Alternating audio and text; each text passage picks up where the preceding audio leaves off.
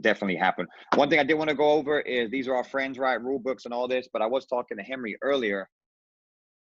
This is a great book, a phenomenal book. It's actually so much easier to read, the rules by topic, than these 3 books. I would advise you to get in this if you haven't already, especially during this quarantine stuff, right? This is something that we should be doing. The good thing about the quarantine, we haven't been able to get on the court, but man, we've been able to get in our books, watch film, continue to grow and educate. So this is something that you definitely need to get in. If you don't have one, then get with Kenny, Marvin, or Henry. They can get you one, but they should have been handed out at the factory for our training. But definitely a great tool. If you don't have one, make sure that you get yourself one. Okay. First thing I wanted to show with you guys is, I'm sharing my screen. Hopefully everybody can see it. Is this,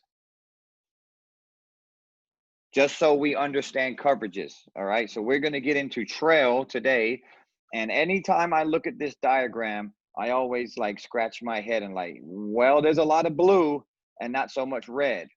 Right. So we see right away, trail has a lot of responsibility in a half court set. And even James was talking about drives that come from their primary and then go diagonal, end up in lead. Okay. Here's something that you need to pregame. And again, Kenny and Marvin and Henry can add to this. We've got to be a lot more active at lead. We're not going to go over lead tonight, but trail has so much. We've got to be really good partners and pregame that we understand that this is the area of intersect.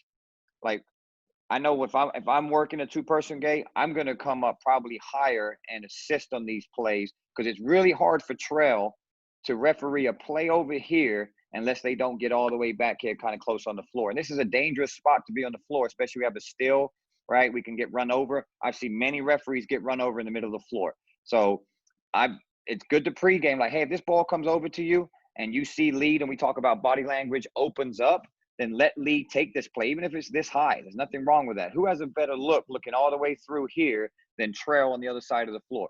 So these are things definitely you want to pregame, because you can see trail has a lot more than lead. So just things to think about, especially with coverage.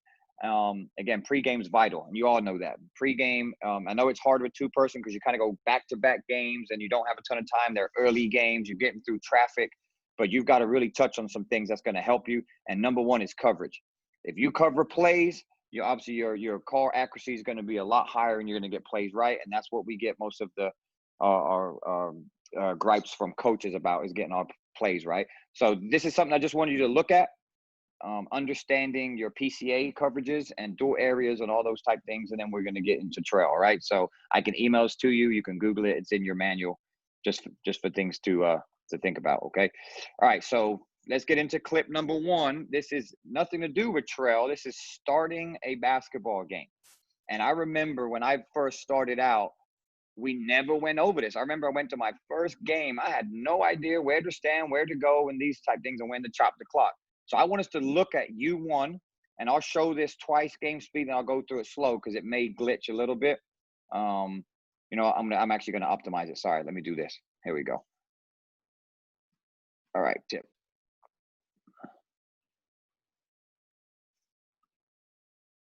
Okay, take this off. Okay. All right. Why is it doing this? Sorry. Bear with me. Let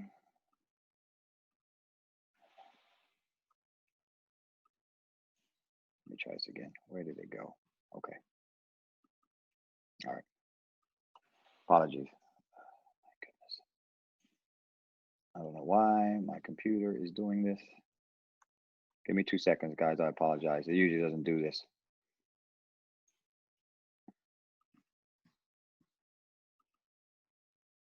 Okay. All right. Sorry about that. Okay, so we're going to start the game. I want us to look at our U1, and I see this at all levels, all the time. I don't know why, but it's something very consistent in our chapter, and I want you to just look at it, and then someone can talk to me about what they see.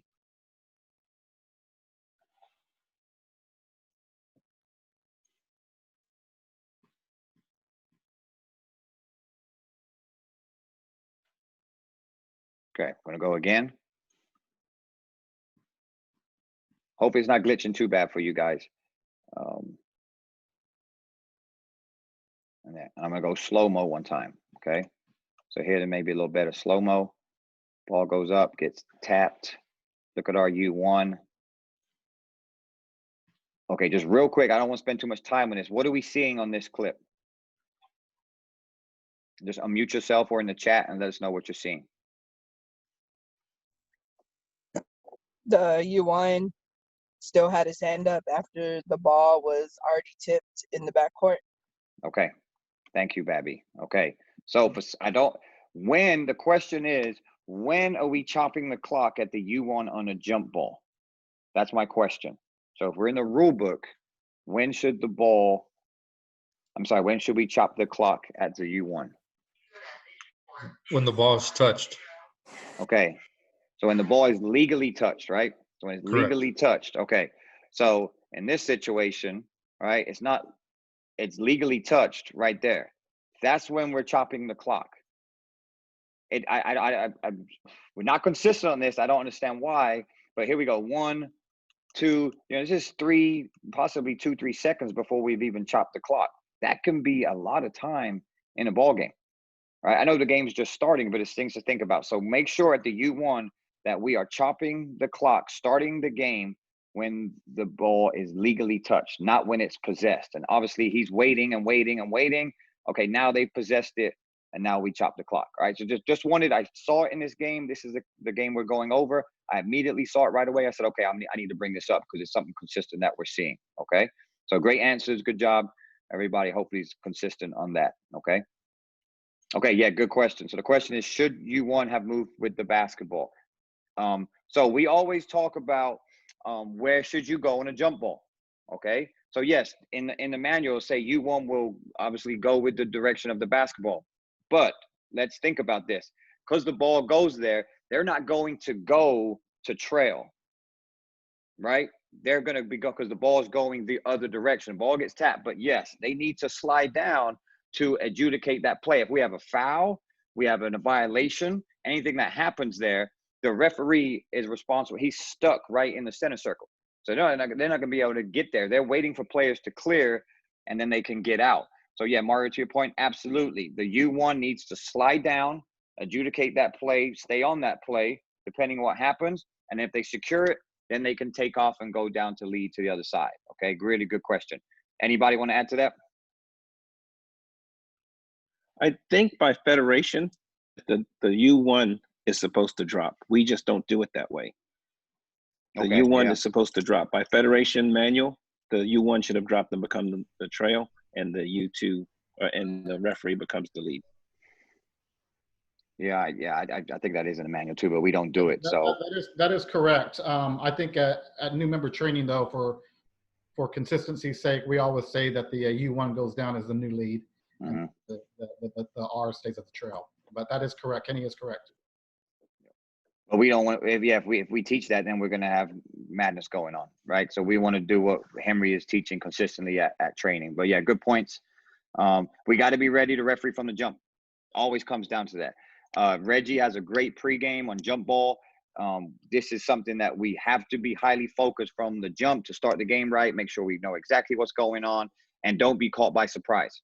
It can clearly happen. We have quick back courts. We have violations. We have this happen. Teams go the wrong way. You just never know. So make sure you guys are, highly focused to start the basketball game. All right. So we're going to get into clip number 1. Get it right here. Again, we're talking trail position. This is what we're going to be talking pretty much the entire Zoom meeting. I'll show it twice, and then you guys tell us what you see. Again, I want to hear from everybody on here. You can do it in the chat. Kenny will check it, answer questions. Again, hope it's not glitching too bad. I'll show it again.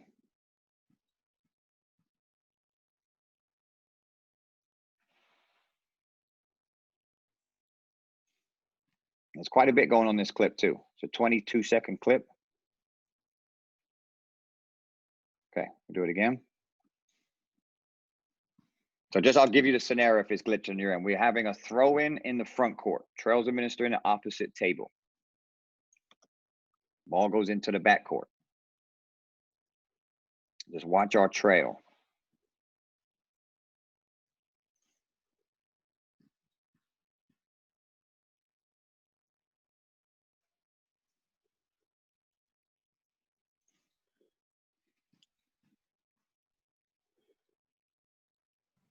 I think that the trail should have been at least another lane over. It should only be one lane away from the ball, so he was pretty far away from the play. Okay. Thanks, Eugene. Let's talk this right here. Let's talk this. And you're right, Eugene, when the ball gets into the front court. I want to discuss when the ball goes in flight into the back court, what should we be doing as trail? He should have ran back here, court. Mark. He should have been behind the ball. Okay. Trail means trail, right? Trail means trail for a reason, okay? So absolutely, the ball gets thrown into the back court and he stays in the front court. So just imagine we had anything happen back here. We could have a double dribble, a travel, a foul, and we're looking back, all right? Trail means trail to play. So absolutely, they need to be further back, right? So everybody can agree on that. The ball moves, we need to move. That doesn't happen. Now we're in the front court waiting for the play to come to us, okay? Now let's talk about when the ball gets into the front court. To Eugene's point. Go ahead, Eugene. I know you touched on it. Mute.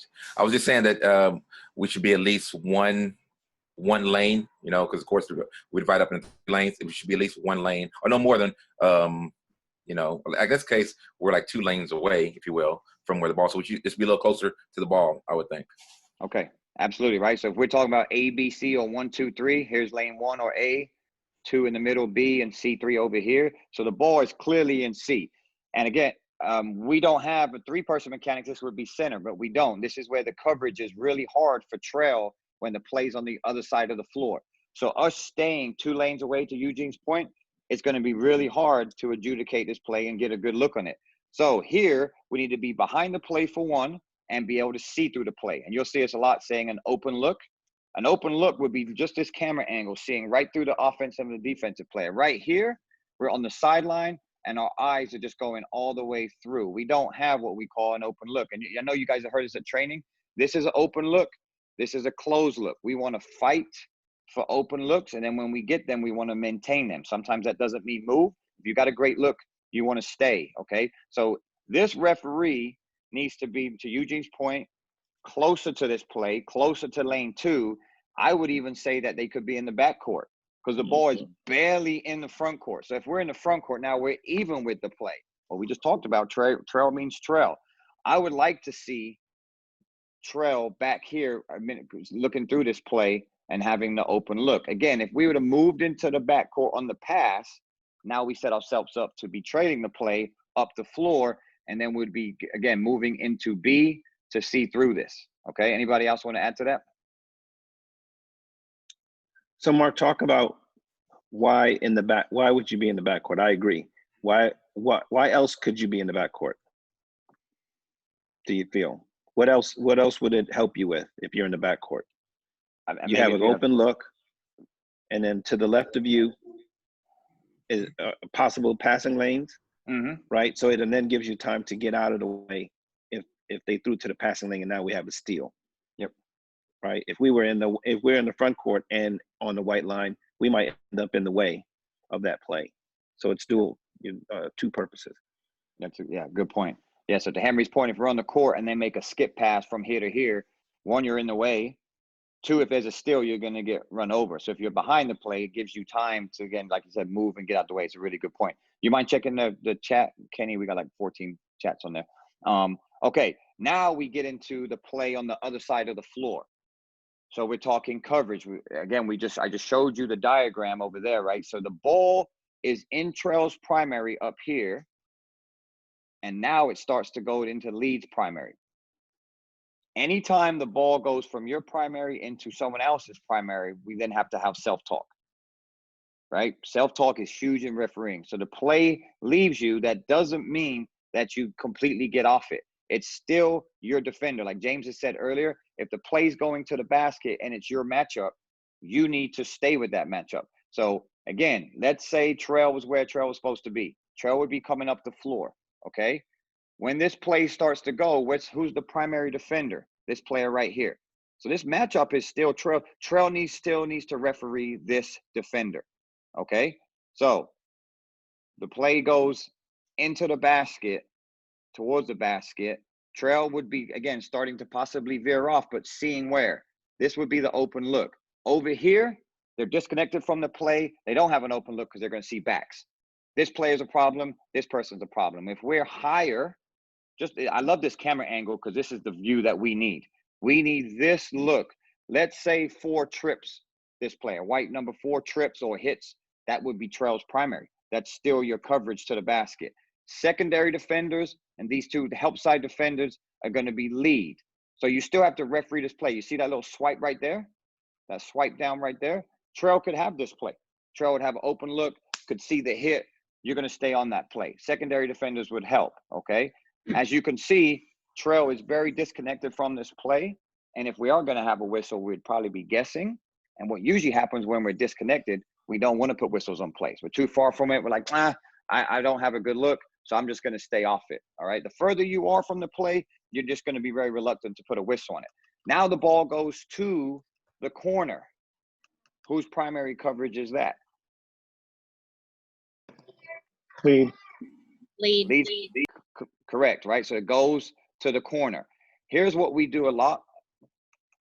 We follow the pass, okay? Let's just say this kicks out and runs through this player right here.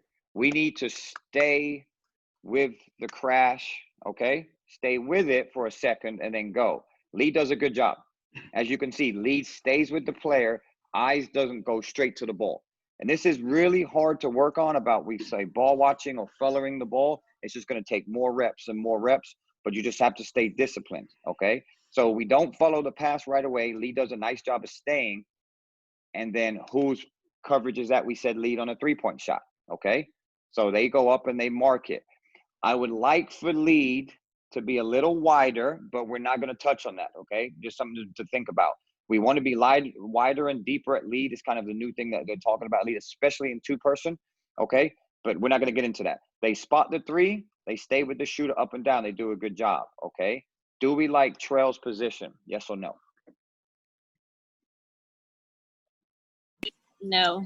No. He needs to drop down. Okay, so we want Trail to be lower. Anybody else got anything different? Maybe overboard too. Yeah, he definitely is still too far away. He's practically up in the stands. Be next lane over. I think he's good, but I'd be where that white line is, closer to the 3-point line versus closer to out of bounds. Okay, so do we think he's at 28-foot line? Seems like he's too far in. Hey, Mark, let me ask you a question. This is obviously this is my first year, and we're throwing initially when the ball started, he's handing the ball over to him. Now, obviously, this comes with experience and you know, doing more games. But you see, he's seeing the players. Obviously, you don't pick this up right away, but he's seeing the players that are behind him before he's handing the ball to the young man.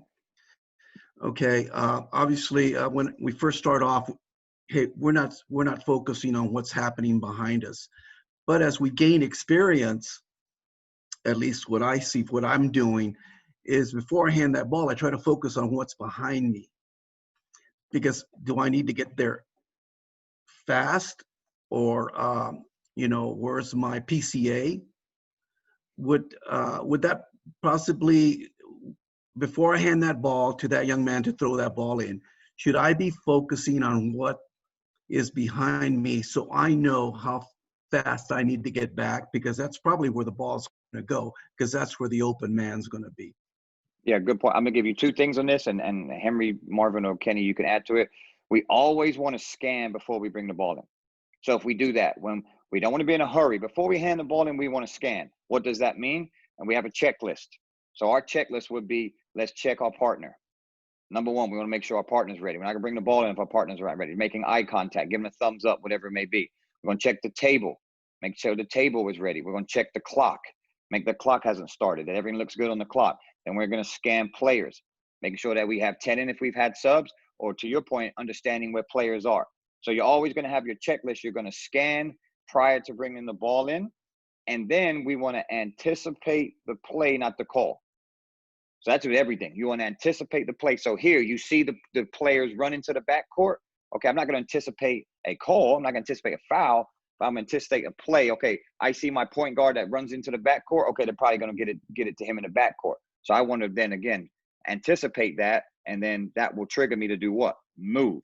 Right. So to your point, absolutely great points. But that's what we want to do. Those are two things that I'm working on, continue to work on, is our checklist when we bring the ball in, which I went over, and then anticipating the play. Kenny, Henry, or Marvin, you want to add to it? Well, yeah, Mario, I got to tell you, I have been guilty, even like last season, being administering a sideline throw-in and bouncing the ball to the player and looking back and realizing there's someone a little further back than I thought. And it goes back there, then I'm running back to kind of get back in that play. But I mean, Mark touched on it. It's about being patient, scanning it. Every time I've done that, it's because I kind of hurried and I rushed things, and I should have slowed down a bit. Yeah, and I'm okay with this. With that play starting there, I'm probably going to give myself about 8 feet. I might have 8 feet because I want to be able to see players in that backcourt. And then I just tell them to stay there, and I would bounce. Yeah, that's a good point. Yeah, I think someone mentioned the hand, which hand should be up, and again, someone else said it should be the outside hand. So in this case, your right hand should be up.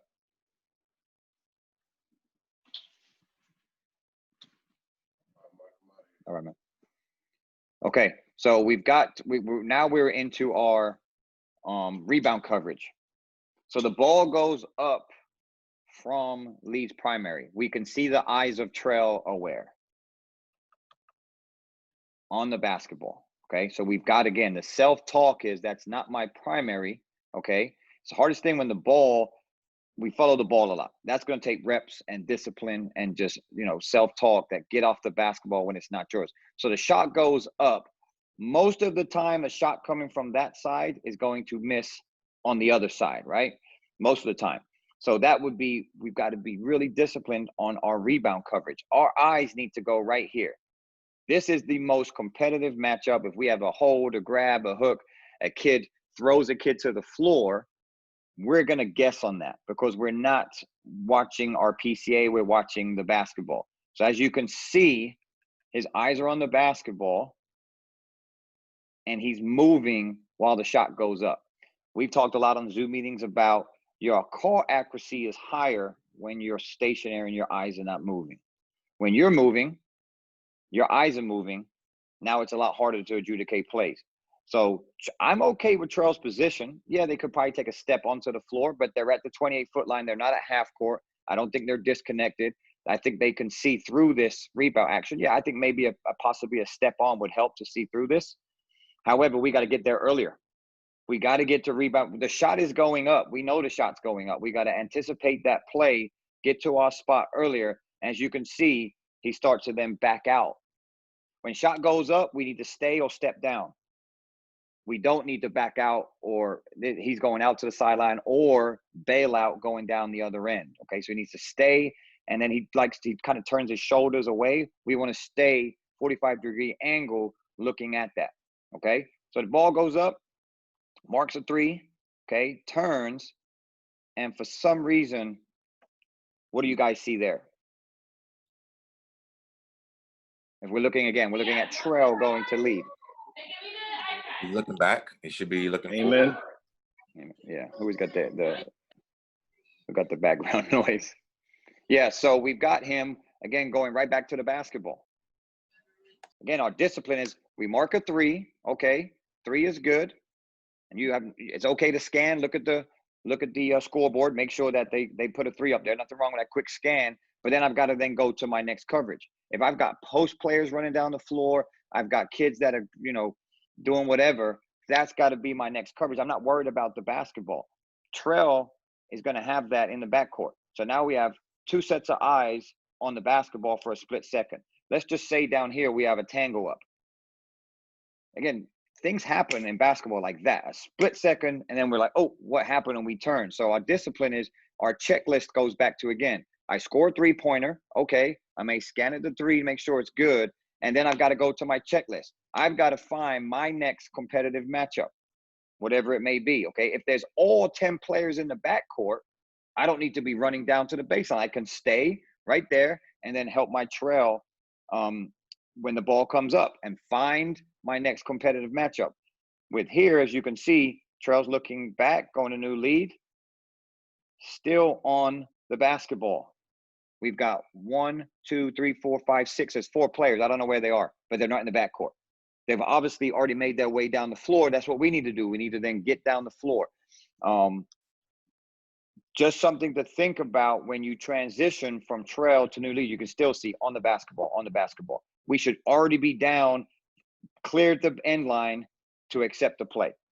Okay, anybody want to add to that? Mark, there was just a question on the 3-point shot.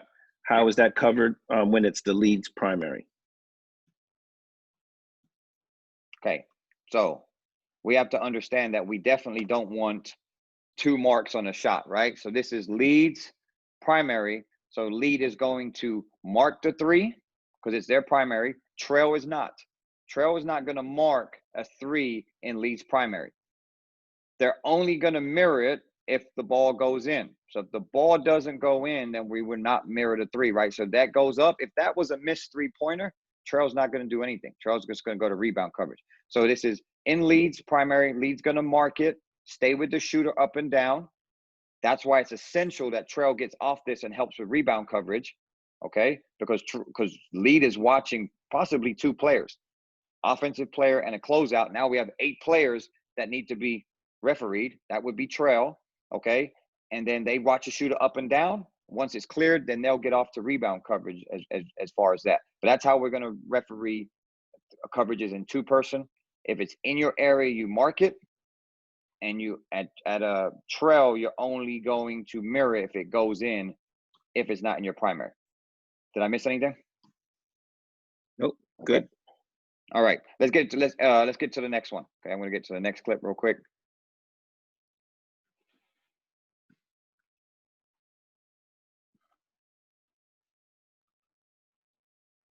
Okay.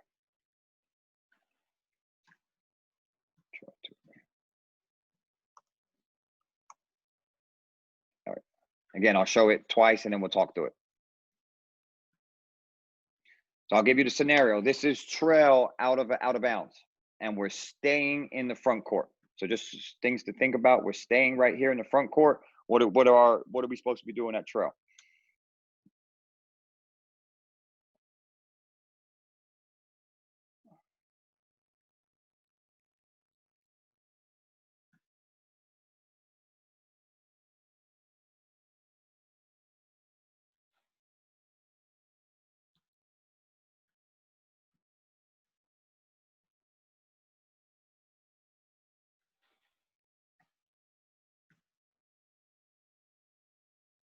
I like this clip because it's a long possession, okay? So we can get a lot out of this, but there's a lot going on. We're playing a zone, a lot of movement, okay?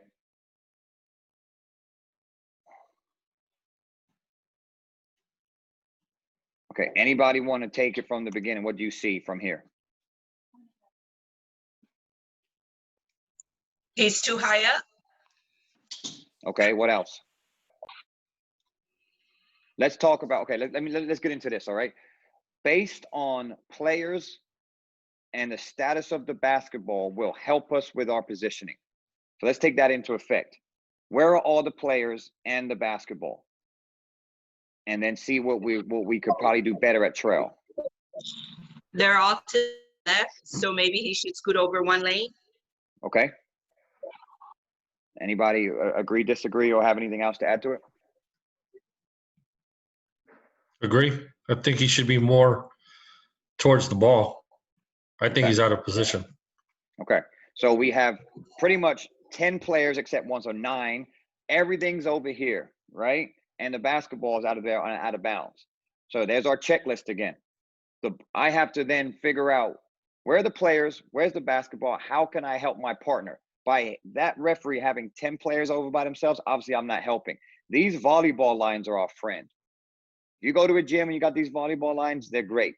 This is where we probably would want to go. I think right this volleyball where it intersects right here would be a good position to go he would be standing right here helping on this. If we have any illegal screens, we have holds, we have grabs, we have any action going on here, it's very hard to adjudicate that or even see it, have a good open look. So yes, agreed with everybody. Let's get onto the floor. This volleyball line would help. Have your hand up, and then you're going to chop the clock when it's legally touched. All right, so that's number one. We're out of position before the plays even started. And this is a dead ball situation going to be live. So there's really no excuse why we can't get into this position prior. The ball goes out of bounds, it's dead. I have to be active. I have to start talking to myself. Okay, where do I need to go to help my partner get in the best position to help on this? Okay, so that's where this trail referee needs to be. We're all the way on the sideline. Now, if we had all the players over here and the ball's over here, I think he's okay. Maybe that 28-foot line, he wouldn't need to be on the floor. But again, those two things can help you. Status of basketball and the players, okay? So ball goes in, we chop it. Look how far trail is from the play. And where is the ball? It's in trail's primary. So we're chasing the play. I use that term a lot because I think a lot of referees can understand it. If we're chasing a play, we're trying to catch up to it. We're going to, our accuracy of getting any kind of plays right is going to be pretty low. If we can anticipate plays, then we're already in position to accept plays. I think our accuracy will be a lot higher. All right. But Trail does a good job of moving up. I'll give him that. The reason I want to use this clip is Trail moves a ton. And I know Henry can definitely touch on this. We would prefer that you guys move more than just stand still and do nothing. He's fighting for open looks. Now, the teaching point of this, he's probably moving too much, right? Instead of just getting to a spot, maybe taking a step up, a step down, a step back, whatever it may be. But I do like that he's fighting to find angles, trying to find open looks, trying to move to stay with the play, because there's a lot of ball movement, the ball swinging back and forth. But then we've got to be smarter with our movement. All right. So as you can see, the ball's over there. Right here, when the ball is passed, we need to move. So when that ball was swung, I would love for Trail to kind of just slide down, get closer to the sideline, get to this 28-foot line, and referee the next play. But we're still a little bit too high on it. And now we're, again, trying to catch up to it. See how the ball's passed, and then he moves. The ball's passed, then he moves again. Again, if we can get into what we said earlier, try to anticipate plays. The way you do that is when you go to a game, watch kids in warm-ups, right? Kind of understand how they're playing. Right here, they're in a zone, right? So you know the ball is going to be passed a lot. These are things that have to go through your mind. You have to be making adjustments as referees when you're in the game, just like players and coaches do. So if we can understand the style of play that they're doing, that's going to help us with our movement. Ball gets passed, then he's moving again. Ball is passed, moving. Everybody kind of see the consistency, but he's moving. Again, I'm not mad at the referee for moving. I just think that his movement's not highly effective, but he is trying hard to get looks. My point is that it just always seems to be behind it. Does a good job of getting off the floor, right? Because that ball does get tipped. That's why sometimes if the ball is close to you, we like to work towards the sideline, especially in these situations. If you get out of bounds, that's kind of your savior. So then kids ain't going to run through you because they'll be out of bounds. But if you get too far on the floor, let's say the trail was here, we have a quick steal, you're in trouble. You better duck and hope nobody runs you over.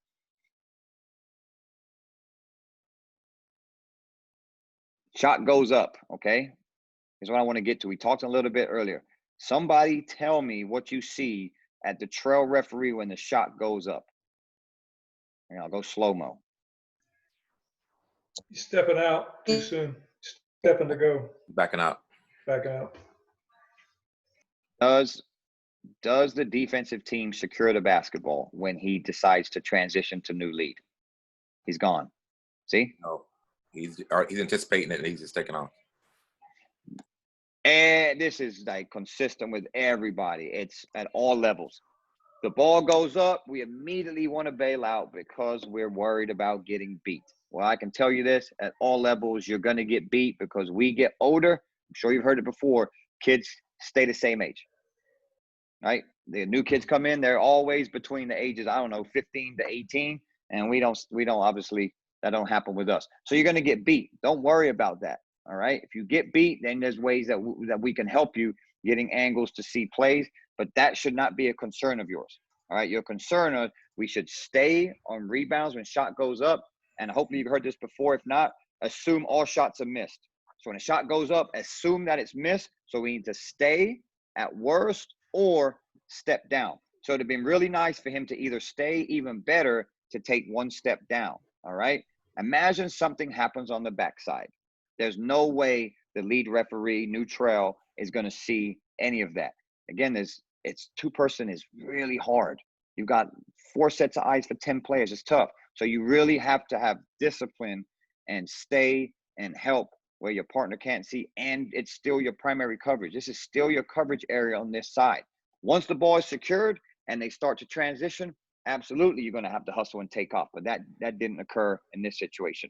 Any questions on this? The main part was the movement piece was he's moving, but he's a little slow and he's to anticipate the play. And then just kind of one step here, one step there, up, down, those type things. Anyone want to add to it or got a question on it? I was gonna say, once they grab the ball like that, should the lead have come down, or is it good to stay off like that from that action? You talking about coming in on the jump ball? Yes. Yeah. So yeah, good question. As far as jump balls, we definitely want to be active referees. Now in a two-person, I wouldn't advise both of you running in, right? Because if that happens, then you can miss. You don't see the big picture. Then our vision is very, very small. We're on top of stuff. So in this one, yeah, lead can definitely come in. BB, we got jump ball. Come in, just make sure that you don't have any extra activity after. But trail should just stay 28-foot line, observe to make sure that nothing happens. Because that's when kids kind of do things that can get us in trouble. Dead ball situations, jump balls, those type things. So yeah, to your point, Eugene, yeah, there's nothing wrong with lead coming in. So if you have a jump ball and you're close to the play and you feel like you're going to have an issue, absolutely close, absolutely stay with the players. Don't go jump ball and immediately turn to the possession arrow. That's the last thing we worry about. Take care of players first. Make sure nothing happens.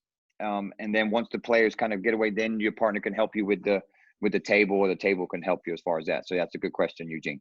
Anyone else?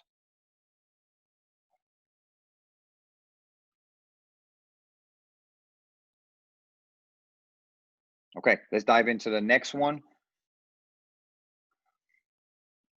This will be 3. We got 2 more after this.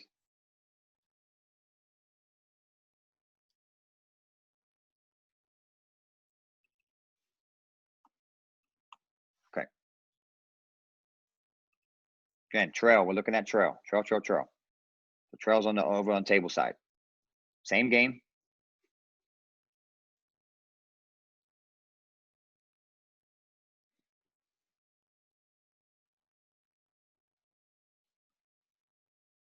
Okay, let's look at it again.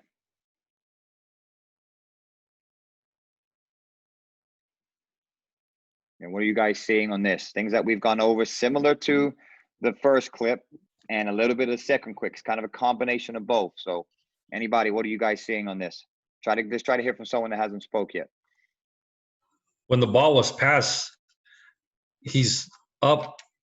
I think as soon as that ball was passed, he should have moved over to the next lane because he only has 2 players on the back end to where he can still watch, because it's still his primary call on the side. Okay, so you're saying that Trail needs to step up more to here to see through this, kind of step on the floor? Yes. Okay, anybody else?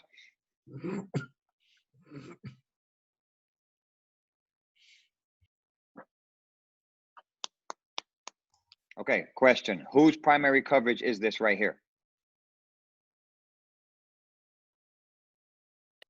Lead. Okay. Anybody disagree?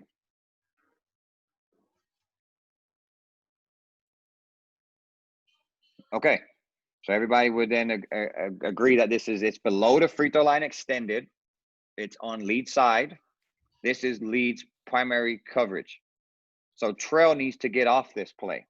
And we've talked a lot about boys passed away, get away. Ball away, you're away. This is Trail's primary, still Trail's primary. the self-talk comes in is, if this ball goes below that free throw line extended or dribbles below that free throw line extended, I'm going to get off this. You better also make sure that lead with their body language would open up. And we do a lot of that, a lot of nonverbal communication with our body. So let's just say there's a post player down here and they're going at it, and you see lead is focused in, their shoulders are turned and they're watching the post. Well, then you're not going to get off that play. So this is the tricky part with two-person, is when the ball transitions from somebody's primary to someone else's primary. First thing you've got to do is understand that, one, whose primary it is, if it's your coverage or not, and then understand what your partner's doing. So just by your partner opening up is communicating with you like, okay, they've accepted that play. Now I have to then shift my focus to the next matchup, because we can't have 4 sets of eyes on 2 players. All right. So in this situation, I know the lead referee is refereeing this play. Okay. So they are on this, that's their primary. So lead has to be disciplined and get off the ball. As we see, they stay on the basketball. All right. So things to think about: when the ball goes away, I go away. My eyes need to shift, but understanding that your partner has picked it up. Okay. Now I've got to go to my next competitive matchup. So my question to you guys is, let me know if your trail right here and I've got off the play, where are your eyes going? What's your competitive matchup? Top of the key. Okay. This one, kick out. This one right here, James, or this one right here? The guards or the bigs? I'm looking at, I'm going wide. I'm looking at the guards as well as the that wing on my side to kind of right see here? both. Okay. Yeah, because I think the lead's got those 2 guard and bigs if they were to dump it down low, but the kick out is back on top of the key for that other guard. Okay. All right. So James has working this one up top and then on the weak side as well. So there's 1 matchup and 2. And absolutely, when you get to be a really good referee, that you can actually able to get into secondary matchups. If you can kind of in your peripheral see 2 matchups, that's really gonna help you. Okay, anybody got anything different? I think you got to watch those bigs, just because the guys in the corner, you're gonna scan them. They're really doing a whole lot, and that ball's going down to that other guard in the post. So the lead's going to be focused on that matchup. So you're going to try and help them, in the lane, and that those bigs could have something going on there. Okay. Both are really good points. All right. I've been fortunate enough to watch the whole game, so I have some context. I agree with James. I also agree with Chris. We have to then, again, when you're getting into ball games and understanding style, especially in the freshman, JV, and middle school games, you know who your best players are. You need to know who your best players are, because guess what? They're going to touch the ball most of the time, if not every single possession. All right. 14 happens to be their best player for Lanier. Went to go play college. He was their best player, first team all district. Okay. You may not know that going into the game, but just after the first quarter, you know that they're pounding the ball in the 14. All right. Definitely have to be aware of the swing back. This have to be aware, but it's not competitive, right? Obviously, white's in help side. So the scan is here, but we need to understand that this is the most competitive matchup. Okay. So my eyes would probably shift to here, understanding that it may need some help here, but the wider I am, maybe a little closer to the sideline, opens up my peripheral. Okay. And then I can possibly adjudicate 2 matchups. That's what you want to do. All right. You want to really open up your vision so you can see multiple matchups. So I agree with both of you, but I have context, so I can do that. Okay. So the ball is down here. Okay. It's a tough coverage on 2-person. This person's trying to get open. This is trying to get open. Again, we need to move so I can actually see both matchups. Now there's a player on the post. We got a lot going on with only 2 referees. Okay. This referee needs to move and come up to help, to assist on if we've got a foul here or grab here, possibly help in the post. Okay. What may happen is, and Kenny or Henry or Marvin, you can add to this. Now this doesn't come highly competitive.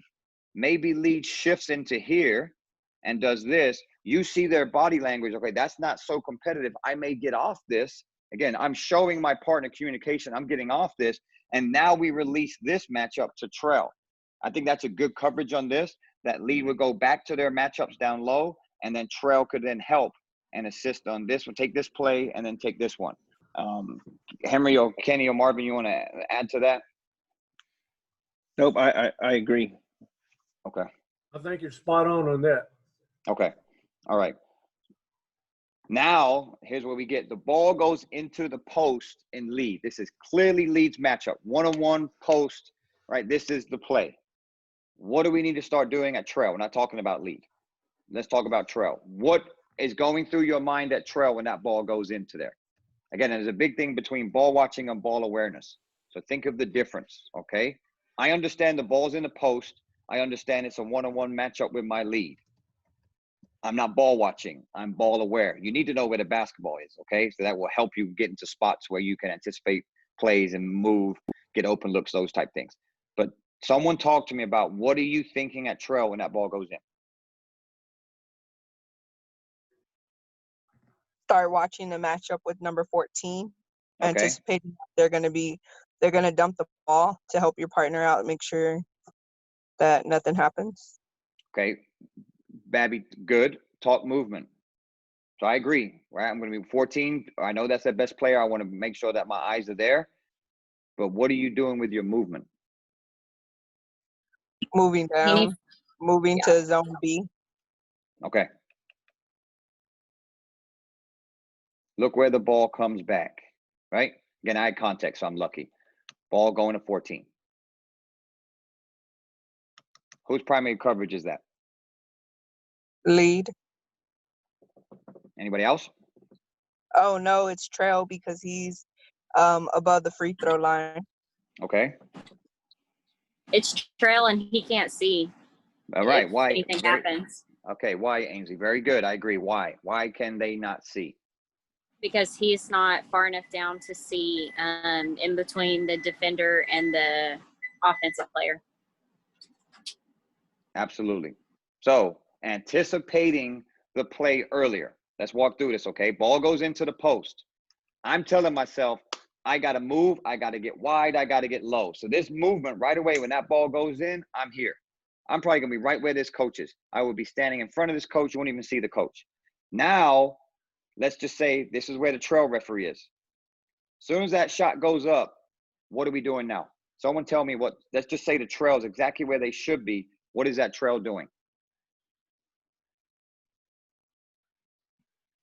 Should step down. Why, Chris? Because he's got to be in a better position to see what's going on rather than. Agreed. Well, what are we looking for on a shooter? So we've got a jump shooter, right? What are we looking for? To have the good foul to make sure that he comes down without getting touched. Yeah. We want. So you're following the player up and down. And we've got to get what kind of look? Open look. Open look to see the space between. If you got a little prod in the belly, you got a nick on the elbow, you've got a clip on his foot, you're not going to see that. You're going to see backs. So again, the trail would have been here, probably would have taken one step down, can see all the way through this, shooter all the way up, all the way down, they're cleared. And then my next checklist, I got to get off and I got to help with rebound coverage. Okay. So again, it's all movement, positioning and movement is what's going to help us. Anybody want to add to this, Kenny, Marvin, or Henry? No, I think you said it right. Just looking for, I'm just looking at that point for points of contact. That trouble spot on the floor, because it could catch us both looking at the same thing. Awareness of what your partner is doing is so important right there. That's a trouble spot, and that 3-point line is a trouble spot. So when you're doing your pregame, those are the trouble spots: elbows and outside three-point line, free throw extended. Those are the trouble spots in 2-man and in 3-man, but more so in 2-man. Agreed. Yep, good stuff. Henry, anything? No, I mean, I'm sorry. I was just going to reference the fact that I believe it's the same official from the previous clip, correct? Yes. And again, he seems to be chasing every single play. And I hope that's the kind of the theme we get from the evening about the trail position. And sometimes, I don't have a really great basketball background or anything like that. I never really played it organized. I kind of self-taught learned, and that has hurt me. You know, we all talk about the guys who played and know the game and understand the game. They can see some of this stuff and know what's going to happen. And you know, I would venture to say that maybe that official never played the game and doesn't. That's why he's constantly seeming to be behind the play, so to speak. You kind of got to, you know, learning the rules, learning the proper mechanics can help avoid all that. So that's one of the good things about sticking to your book, sticking to your core principles that you were taught. Also, and to your point, Henry, what happens a lot of times, especially if you didn't play the game, you're afraid to ask those kind of questions, right? So you don't ask the question about you know, what's the point of contact, or what should I be doing? Because that person is obviously working for a look, but he may not understand what an open look is. So to ask the question, hey, what do you mean by an open look? How do I maintain an open look? Right? Because there's ways that we can help do that, because that'll, at the end, it'll take us to James's question, I think maybe on the next clip, where the ball drives, you know, so understanding, you know, points of intersect.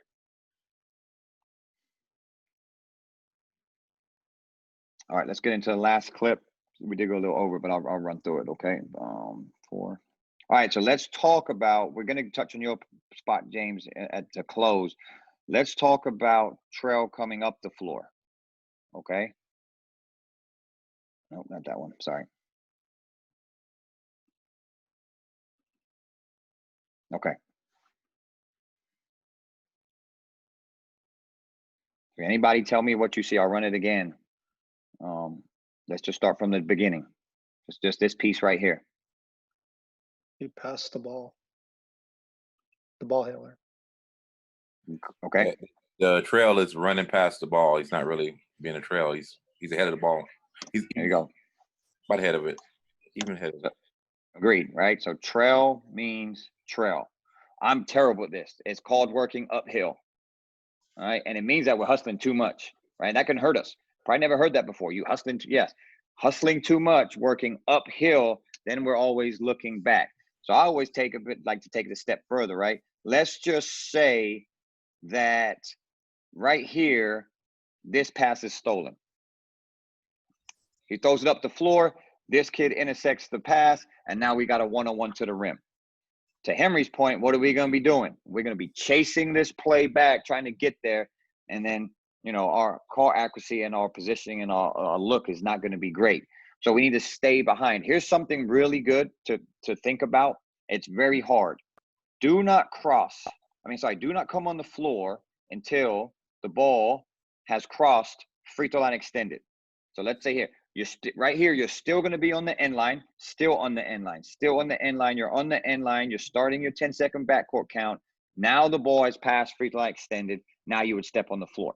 So right here, we probably won't even see the trail referee. Maybe he's coming right into the picture. All right, as you can see, way ahead of the ball, working uphill, and he's working back. Something to think about when we do get started up. Just try that, even if you're working summer ball, right? I'm not going to get off this baseline until that ball crosses free throw line extended. I don't care if it's just the kids walking the ball up the floor and there's no pressure, just to work on really good habits, because always assume the worst thing could happen. You could have a steal, you could have a trap, a quick turnover, whatever it may be, and you're already gone. Now we got to turn and get back. It's something I've been working on for quite some time, and man, it is really, really hard, but it makes you very disciplined and it makes you talk to yourself. And I'm a big believer in working on one thing every game. Like for some of you that are right-handed and everything you do right-hand fouls, you chop the clock, you start the clock, stop the clock, whatever it may be. In a summer game, I'm just going to do everything left-handed. My foul's going to be left-handed. My open hand's going to be left-handed. I'm going to chop the clock. I'm going to do my out of bounds, all those things. Just work on your other one. Just work on one thing. Just in the summertime is the best time to work on that. All right. So I agree with that. We're already working uphill, those type things. And then we walk. So we've kind of done totally the opposite what we were probably supposed to do, right? You see it, trail, hustles, gets in the front court, and then I'm going to walk, right? So we see that. That's backwards. We would be more patient, let the play get past free throw line extended, and then we're going to start running up the floor, all right? So again, anticipating the play, getting into positions to to accept plays. I'm going to get into James's deal here in a little bit when we have diagonal drives, all right? Do we like Trail's movement here? So the ball's on the other side of the floor. We talked about this earlier, okay? Do we like Trail stepping all the way on to the middle of the floor? Anybody?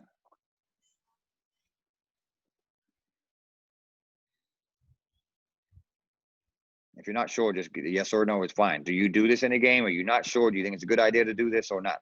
I think it's a good idea depending on the ball position. To getting plowed over. Okay, so we got two. Babby thinks yes, it's a good position, and then some. I think it was James that said no because we're vulnerable to get plowed over. Okay. Well, but it depends on where you're at on the court, right? If you're rotating in your zones to help the lead, then it would be okay to be in zone B if the ball is all the way, I don't know what zone that is, but if it's all the way in zone A, then you would be in zone B. But once the ball moves, you go back to zone Z to get out of the way. That way you're not plowed over. Okay.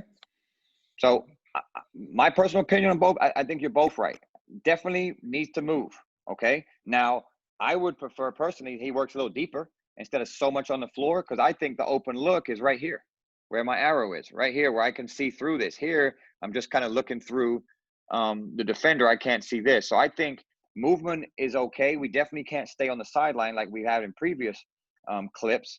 Definitely need to move because the ball's on the side, to Babby's point, absolutely. But you are very vulnerable being on the middle of the floor in the front court.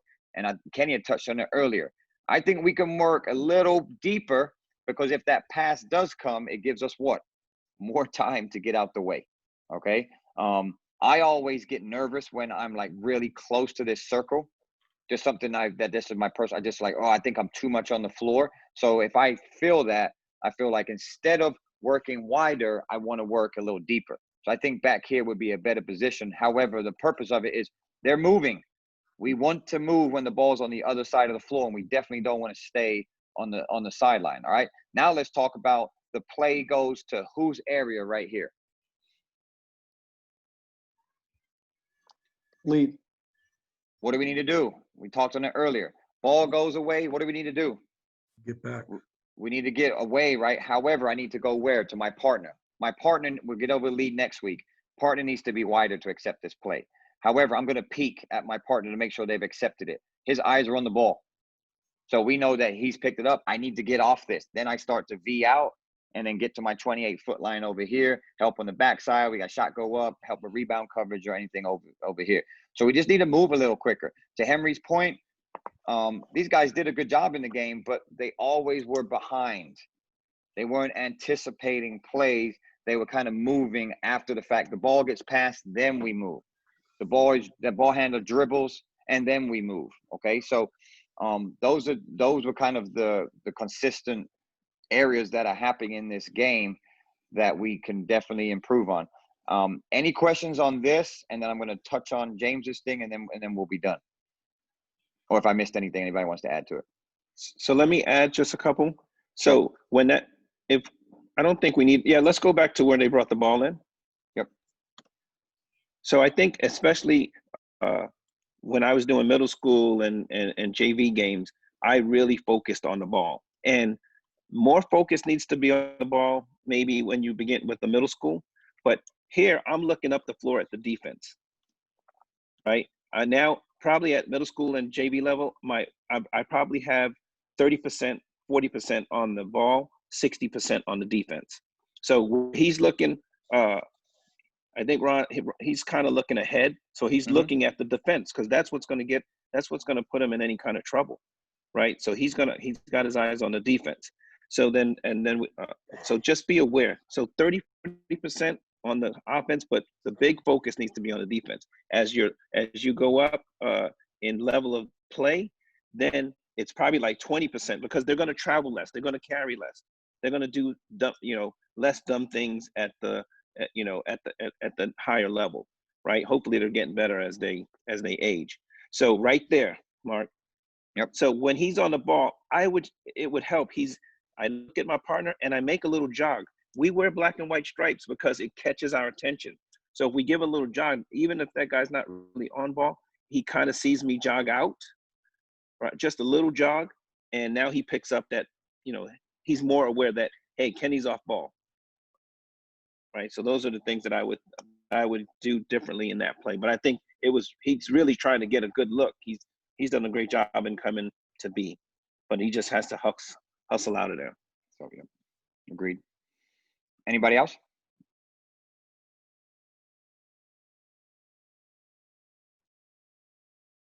Not going to get into that foul. It's a correct call, but we'll get over that another time. We can talk about that when we're going to lead. All right.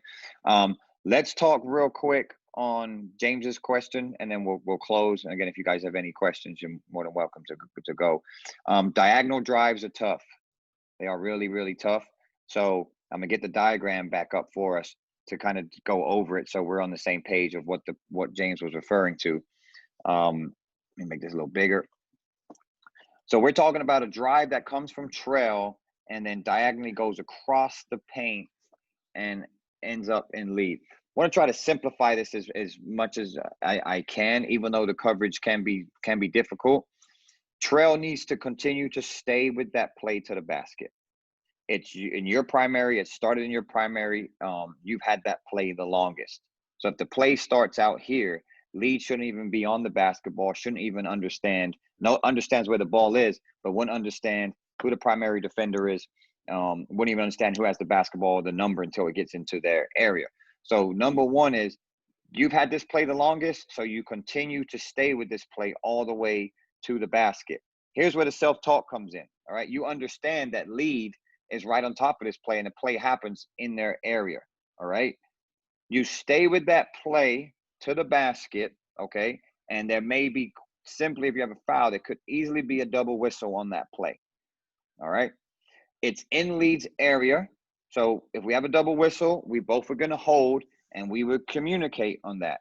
Now, unless lead has had like 4 or 5 in a row or has had a lot of issues with the coach and we don't want to get them table side, then trail would take it. However, if you've got a double whistle and it ends up right in the paint in lead's lap, we want to then give that to lead. The self-talk is possibly you could say not mine, not saying that you don't stay with it, but the play is leaving you going to lead, that you'll say, okay, white four, that would be my primary defender. So let's say white 4 is guarding the ball handler. I'm saying white 4. Now, if you have a push from the back, like say we have a foul on this side or a trip or a grab or a hold, then we don't, that is your play. That's your primary. That's a foul that we need to get, especially if you have like a push and then the kid travels and lead sees the travel. Well, what caused the travel? The push. So my point is you have to stay with that play, but then we have self-talk and whistle discipline where we're telling ourselves, okay, it's going to lead, be patient. Try to keep that air, keep that air low, like low in the belly, but that doesn't mean that you don't stop refereeing. Those are the best way to handle those, especially because it does land in lead's lap and then it's right in front of them. They may have a great look. Understand if lead doesn't have a whistle, then you come and get it. Absolutely. Okay. Because again, you've had the play the longest. So my point is don't stop refereeing, but just have that discipline and self-talk when that play goes to lead side. If we're talking about a strong side drive all the way to the basket, then it's yours all the way, right? It's all the way, unless it's a secondary defender, which we're not even talking about. We're just talking about primary defender, strong side to the basket. That's going to be yours all the way. You let it start, let it develop, finish, and then determine if you want to put a whistle on it. But we're talking about a diagonal drive across the paint. Any questions or anybody want to add to Mark. So if we get a charge, what's your advice on that? What's the rule? So if it's secondary defender, right? So if they beat the primary, then we got to run over. I always ask the question, and Kenny Marvin and Henry are the same. Who had that player the longest? And it's the closest defender. So let's say white 4 is on the basketball, and let's say white 24 is the one that takes the crash. So white 24 is set up here. Who's going to have white 24 the longest? Well, it's in lead's primary. So they're going to understand if they established legal guarding position and maintained it, trail would be guessing on that play. Again, trail's going to take primary defender, and then secondary defender would be leads, again, because they've had that player the longest. They have all the information. Good question, though. Yeah, but that's how, again, that's pregame. You want to pregame those type of situations. Go ahead, Kenny. Yeah, the only thing I would add to that is covered. What we like, what the tendency is we try to follow that play, like from the T to a diagonal to the L, right? I try to get to the 28-foot line at that, or below the 28-foot line. I try to go side and meet it at the point of impact, right? There's going to be I have my player, I'm just going to go towards the sideline to pick a point of intersect for that play. So just don't try to chase it, because what ends up happening, you end up with a straight line because you're walking straight with that play. Yeah, just like that. Go opposite and then pick up the defender. So when you say chase it, Ken, you mean come over the top with it and follow it down to the basket? Is that what you're talking about? So that's the Like tendency. this. See, Marks, yeah, that's the tendency, the long arrow. That's our tendency. What we want to do is get left. Okay. Yeah, so you'll say, like, if the dribbler drives right, we want to go left. Dribbler drives the other way, we want to go opposite the way. So if this ball handler is going a diagonal drive this way, well, we don't want to stay on that path, because, again, like Kenny's point, you're going to see backs. So if we move the other direction, that's going to cause us to keep an open look and be able to see the offensive player and the defensive player. So that's what Kenny means by chasing it in. You're following the direction of the drive. And trust me, that's really hard. And that just takes reps, self-talk, and just continue to work on it, all right? Ball goes to the right, I'm going to my left. Ball goes to the left, I'm going to my right, because if we had a drive going on strong side, right, and then you're going to move opposite of the direction of the basketball. So that's a good point, Kenny. Yeah, things to think about on that. Any other questions on this? Okay, any questions for us while you have us? Any again, the theme was trail. It's consistently something we need to work on in our chapter. Everybody, all 450 something of us, this is something that we have worked at really hard, all training for the last few years. It starts with getting to your position early. If you can get to the 28-foot line, absolutely. I said it earlier, kids are fast, right? There's going to be times we get beat. But when there's opportunities for us to get to our dependable positions, and we're talking 28-foot line for trail, we need to get there. Once we get there, then we're talking about movement. But that's how you need to start processing things. I'm going to get to my position first. And then when you get there, then you determine how you're going to move. Notice that this crew never really got into their positions to be able to then move correctly. And again, we use the word chasing the play. Try not to do that, okay? Again, this crew did a great job. Nothing wrong, but just, again, we just teaching, learning, and things that definitely that we can be more consistent as of a chapter. Anybody else want to close? Marvin, want to add anything? No, Marvin's on the phone. Kenny or Henry? Henry, you want to touch anything? No, I just want to thank everyone for taking the time to be on the Zoom. We're going to have more of these, so please continue to increase your training. And unfortunately, it'd be nice if we could get on the floor this weekend and apply some of the stuff we're learning, but that will come soon enough. But thanks for being on the Zoom, and let some of your fellow officials know about this stuff that we're doing here. Yeah, my only close is if you're not taking notes, it's good to take notes. I take notes at every Zoom meeting that I'm a part of. I can't see your pads. Yeah, for y'all that don't take notes, it's okay. Like me, I record them, so they're recorded. I will put them mental notes. Yeah, I'll record it, throw it up on our SABOA training YouTube. All you gotta do is go to YouTube, type SABOA training, and then just subscribe. We've got all our Zoom meetings on there, from our NBA ones with the NBA referees we've been doing, from our 3-person to now our 2-person to other things, our rate systems up. There's many things up there that you can just navigate through. Just go subscribe to it. I'll throw it up there, and then you can take some notes. If anything pops up, reach out to any of us, myself, Kenny, Henry, Marvin. Again, find mentors, find people that can help you. That's what all of us have mentors that we reach out to all the time. So definitely do that. But we're here to help. Again, we just touched on trail. So if you have any questions or concerns and you're confused, reach out to us. We're going to work on lead next week. So we touched on trail, and we'll review real quick when we get back on, and then we'll focus on lead, get into that. Again, the same concept. We're talking about positioning and movement. My advice is get in your manual. Get in your manual and go look at the lead position.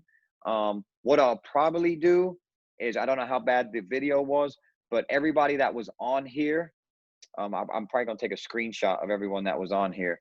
And what I'll probably try to do is, I don't have my phone on me. What I'll probably try to do is put some clips on YouTube prior, so then you can go look at them. Because I know sometimes it glitches a lot depending on your connection and all those things. But I'll do that. Maybe I'll put it on, and then you can see prior the videos, and then we can maybe have some more dialogue from you guys that can probably see it, all right? But again, just to everybody's point, appreciate you guys getting on, trying to better yourself. Reach out to us, any questions. If not, we'll go the same time next Tuesday, 7 to 8, 8-ish, 8:30, okay? Take care, and we'll see you guys soon, all right? Thank you. Good job, all. Thanks, guys. My phone.